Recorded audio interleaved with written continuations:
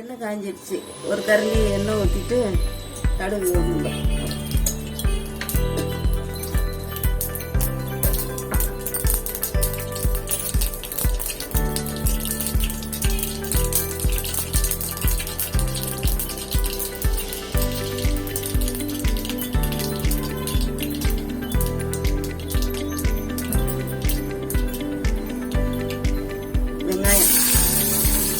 வெங்காயம் கருவேப்பிலை நல்லா ஃப்ரை பண்ணி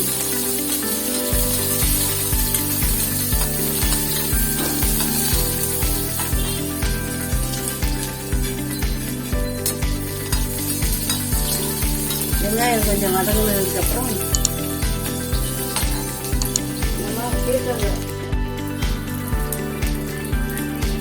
பீர்க்கங்காவை போட போகிறோம்.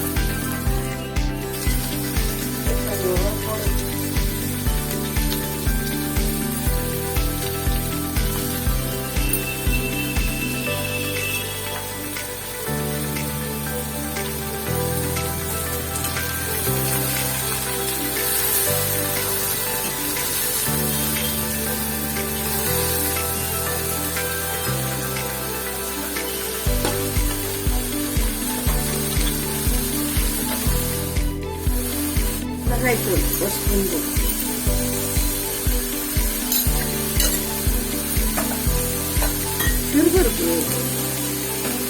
சிறுபருப்பு வந்து கொஞ்சம் ஊற வச்சுக்கணும். ஒரு அரை மணி நேரம் ஊற வச்சுக்கணும். ஊற வச்சு இந்த கூட்டுக்கு சேர்த்துக்கணும்.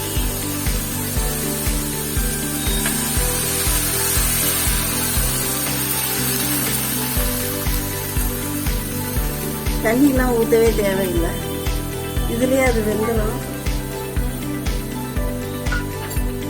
தேங்காய் போடுறவங்க போட்டுக்கலாம். நான் இன்னைக்கு தேங்காய் போடாமல் செய்கிறேன். அதனால் இப்படியே விட்டுற வேண்டியதான். நல்லா சுவையாக இருக்கும். அந்த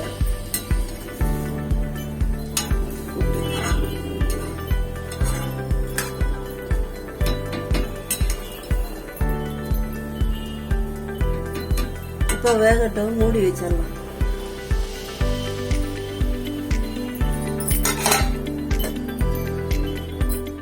A few moments later.